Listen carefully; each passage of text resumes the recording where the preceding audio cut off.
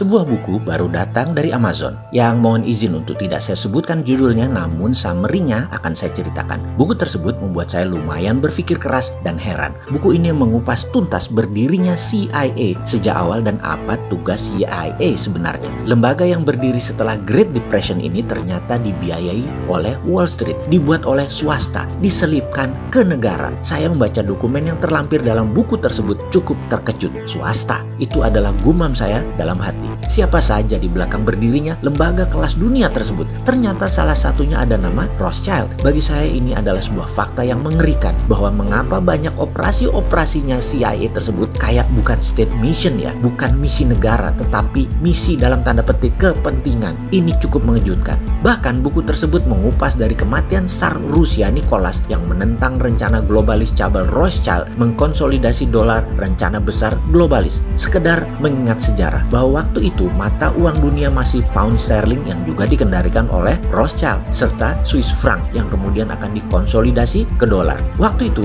Nicholas menentang keras, di mana di ujung perjumpaan rapat tersebut dengan tegas Rothschild mengancam, kamu akan jatuh sebentar lagi. Tak lama kemudian revolusi Bolshevik terjadi dan dikenal dengan sebutan revolusi Oktober, adalah revolusi yang dilakukan oleh pihak komunis Rusia di bawah pimpinan Lenin yang disponsori oleh Rothschild. Sesuai dengan perkataan beberapa bulan yang lalu ancamannya terhadap Tsar Rusia Nicholas. Strategi dengan rally atau demo panjang sampai saat ini menjadi salah satu dari 5 hal apa yang CIA lakukan jika ingin meng-overthrow atau menggulingkan sebuah pemerintahan. Untuk tahu yang 4 lagi saya sudah jelaskan tahun lalu di video awal-awal. Silahkan sahabat cari. Itu adalah sejarah mengapa Kaisar Tsar Rusia musnah. Sebentar kita melompat supaya lebih paham. Lenin itu beda dengan Stalin ya. Lenin itu menjalankan komunis manifesto untuk kekuatan di partai. Sementara Stalin, penerus Lenin, lebih membawa negara dalam sistem komunis. Lenin mirip Mao Zedong dan Deng Xiaoping, menguatkan partai komunisnya. Sementara Xi Jinping seperti Stalin, negaranya pakai komunis. Komunis itu tool negara dengan ideologinya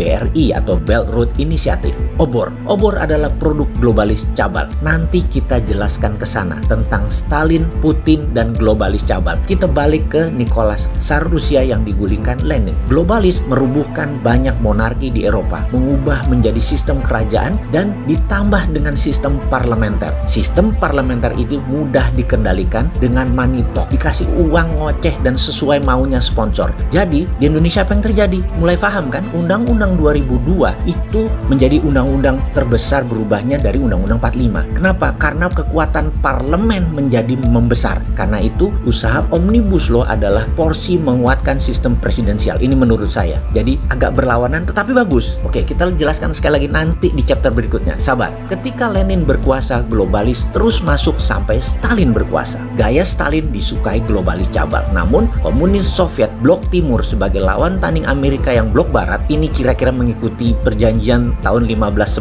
Zaragoza antara Portugis di sisi timur dan Spanyol di sisi barat. Globalis selalu memainkan dua sumbu dan Amerika merupakan negara yang selalu harus punya musuh. Negara yang memilih jalur tengah netral menjadi negara terlemah. Kita kasih contoh begini misalnya. Negara Singapura yang penduduknya kebanyakan adalah Oriental di tengah kepungan penduduk Melayu. Singapura menjadi negara yang selalu siaga. Australia, benua terujung, selalu siaga atas serangan dari utara. Israel, Yahudi dikepung 10 negara Arab, selalu siaga. Taiwan selalu kuda-kuda terhadap mainland China. Korea Selatan selalu siap perang dengan Korut, Korea Utara, Cina, dan Jepang. Dan Korea Selatan menjadi selalu siaga dan lincah. Di sisi Indonesia, Indonesia memilih netral. Indonesia memilih tidak siaga, memilih tidak punya musuh, tidak ada yang ditakuti, sehingga kebijakannya adalah open arm atau open door. Hal ini bisa menghilangkan banyak aset nasional, terutama SDA, sumber daya alam, karena menganggap semua negara baik. Oke, baik. Sebenarnya semua negara atau semua orang itu baik kalau ada maunya. Mana ada sih negara yang benar-benar baik ke negara lain?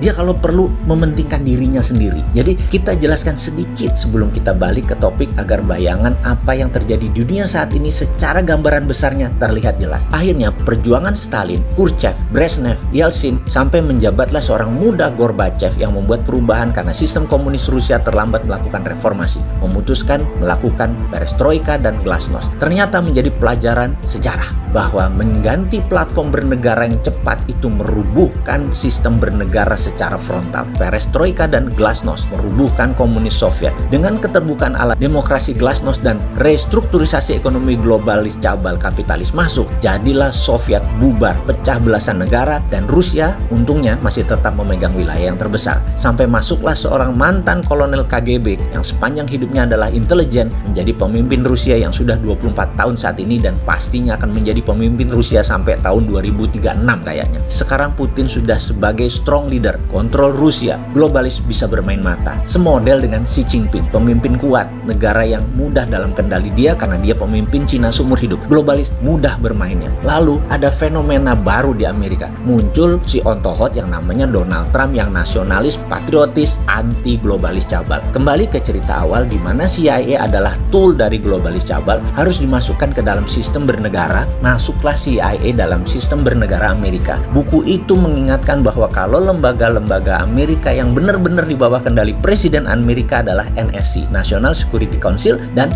FBI. CIA beroperasi sesuai moto utamanya adalah protect dollar. Inilah permainan globalis cabal. Ingat cerita Kennedy dan Soekarno. Globalis cabal lah yang bermain. Muammar Gaddafi, dia menyiapkan dinar Libya untuk melawan dolar. Disikat Amerika. Ya, tetapi yang operasi adalah kontraktor pertahanan seperti Triple Canopy, Gerputala, dan banyak lagi soldier of fortune yang dipakai di sana. Tidak melulu harus pakai Navy, Marine, atau US Air Force. Angkatan perang Amerika setelah selesai baru turun setelah tentara bayaran masuk. Demi dolar berkuasa, CIA terus bermanuver. Dolar adalah sistem yang globalis kuasai dalam hal distribusi dan pembayaran. Singkat cerita, globalis senang dengan negara otoriter yang pemimpinnya oportunis dan sistemnya centralized, terpusat. Globalis cabal senang dengan negara yang bisa dikendalikan oleh puncak jabatan. Hingga puncaknya ada orang yang bernama Trump dengan para pendukungnya yang swasta, patriotik, dan nasionalis. Ini globalis cabal sebel banget. Mengacak-ngacak globalis cabal seluruh dunia. Global supply chain diacak-acak. Dolar akan berbasis emas. Sistem Swift code bank diubah. Selanjutnya, untuk hal ini saya akan memberikan beberapa hal mengapa Trump akan menang di Pilpres 2020 nanti dan nawacitanya Trump. Tapi setelah video ini, sesekali bersambung gitu boleh ya? Soalnya buzzer selalu menunggu untuk membuat sahabat Bosman tidak pinter bernegara. Jadi kita buat bersambung biar dia bingung, oke?